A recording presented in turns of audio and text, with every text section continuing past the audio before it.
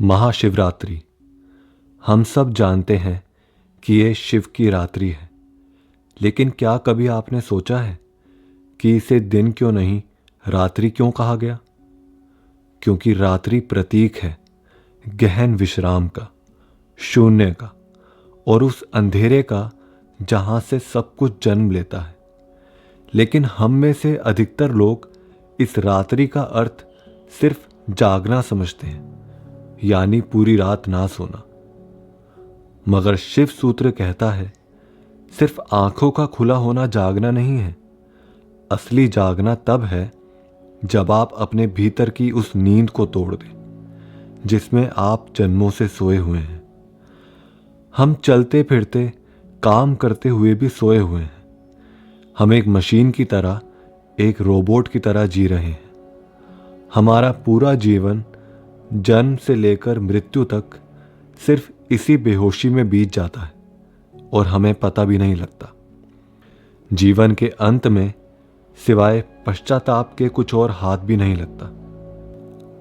आज हम भगवान शिव के उन प्राचीन सूत्रों को समझेंगे जो उन्होंने माता पार्वती से कहे, पर वो पूरी मानवता के लिए लागू होते हैं, जिन्हें हम शिव सूत्र कहते हैं। और जानेंगे कि कैसे इस महाशिवरात्रि पर आप सिर्फ रस्में ना निभाएं, बल्कि उस परम चैतन्य सुप्रीम कॉन्शियसनेस को उपलब्ध हों जिसे शिव कहते हैं। यहां शिव शब्द का मतलब समझ लेना बहुत जरूरी है। शिव का अर्थ कोई व्यक्ति नहीं है जो कैलाश पर बैठा है। शिव का अर्थ है वो अवस्था जहां आप पूरी तरह से जाग जाते हैं। शिव सूत्र का पहला ही सूत्र जवाब देता है, चैतन्यमात्मा, यानी चैतन्य ही आत्मा है। चेतना ही आपका असली स्वभाव है, अवेयरनेस, होश।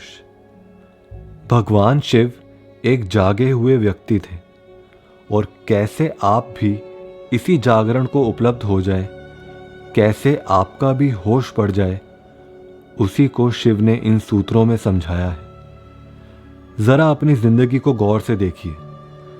सुबह उठने से लेकर रात को सोने तक क्या आप वाकई जी रहे हैं या सब कुछ बेहोशी में हो रहा है?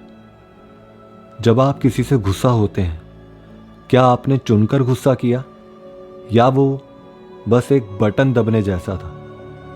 क्या वो गुस्सा आपकी चॉइस था या वो गुस्सा अपने आप हो गया बिना आपके जाने? किसी ने अपमान किया और आप भड़क गए। ये आप नहीं थे, ये आपकी प्रोग्रामिंग थी। ये मैकेनिकल जीवन है। शिव कहते हैं कि जो इंसान अपने मन के हिसाब से चलता है वो एक मशीन है। उसे पता ही नहीं है कि जो वो कर रहा है वो क्यों कर रहा है। महाशिवरात्रि का पहला संदेश यही है, अपनी इन मशीनी आदतों को देखना शुरू करो। चैतन्य महात्मा का मतलब है अपने इस मैकेनिकल जीवन से जागना।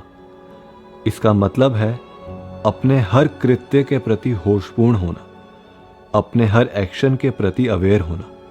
अगर आप चल रहे हैं तो ऐसा ना हो कि मन कहीं और है और शरीर चल रहा है।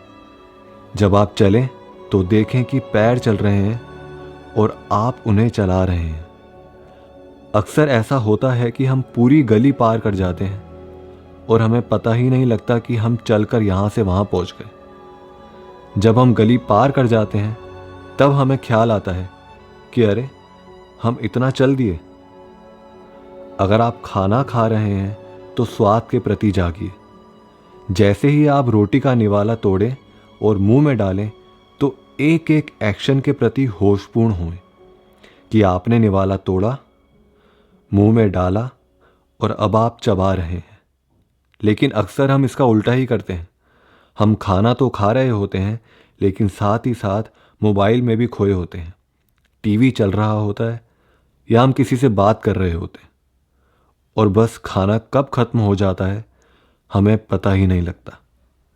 जीवन का सबसे ज़रूरी काम जिससे आपको ऊर्जा मिल रही है, जो आपको जिंदा रखे हुए है, उसी के प्रति हम इतने बेहोश होते हैं। तो जब आप बेहोशी में नहीं बल्कि होश में जीते हैं तो आप मशीन नहीं रहते, आप एक जीवन चेतना बन जाते हैं, एक लिविंग कॉन्शियसनेस। लेकिन ये होश, ये अवेयरनेस कैसे आएगी? क्या ये सिर्फ सोचने से आएगा? नहीं। शिव सूत्र कहता है उद्यमो भैरव। इस सूत्र का अर्थ बहुत गहरा है। उद्यम का अर्थ है प्रयास, एक तीव्र ऊर्जा, इंटेंस एनर्जी। हम अक्सर आलस में जीते हैं। हम सोचते हैं कल कर लेंगे, ध्यान कल से शुरू कर लेंगे। लेकिन शिव कहते हैं कि उस परम सत्य को पाने के लिए, उस भैरव को पाने के लिए एक अचानक, एक तीव्र उछाल की ज़रूरत है। Quantum leap. अंग्रेजी में इसके लिए एक शब्द है क्वांटम लीप।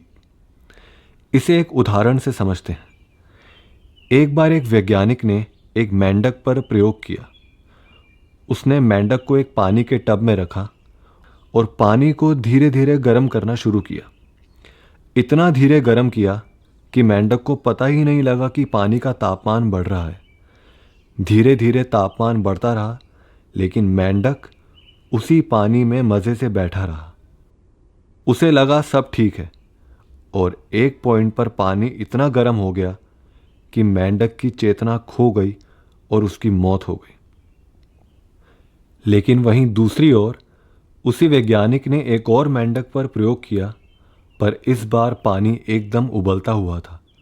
जैसे ही वैज्ञानिक ने मेंढक को उस पानी में डाला, मेंढक तुरंत अपनी पूरी जान लगाकर उछलकर बाहर हो गया। हम भी अपना जीवन पहले मेंढक की तरह जीते हैं, एकदम कुनकुना, ल्यूकवार्म। हमारे जीवन में कोई इंटेंसिटी ही नहीं होती, हमारे एक्शंस में कोई तीव्रता नहीं होती। हम धीरे धीरे मौत की तरफ बढ़ रहे हैं, बेहोशी में। जैसे वो दूसरा मेंढक एकदम उछलकर बाहर हो गया क्योंकि इंटेंसिटी ज़्यादा थी, ठीक उसी तरह हमारे जीवन में भी उद्यम चाहिए। जैसे जब आपके घर में आग लगती है तो आप सोचते नहीं हैं, आप एकदम से एक्शन में आ जाते हैं।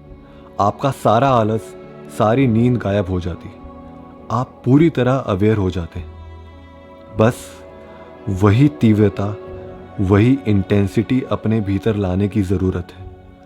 महाशिवरात्रि की रात इसी उद्यम, इसी जागृति की रात है।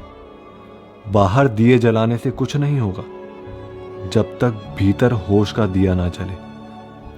शिव कह रहे हैं अपने भीतर की सोई हुई ऊर्जा को जगाओ। जब आपकी पूरी ऊर्जा एक साथ जगती है तो वही ऊर्जा भैरव बन जाती है, वही ऊर्जा शिव बन जाती है। महाशिवरात्रि आने वाली है। मंदिरों में भीड़ होगी, शिवलिंग पर जल चढ़ाया जाएगा।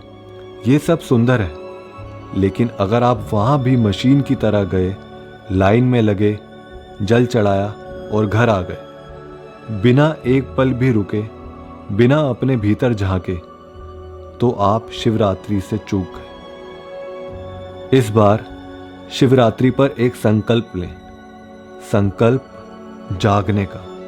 ये तय करें कि मैं अपने दिन का कम से कम 1 घंटा पूरी तरह होश में बिताऊंगा।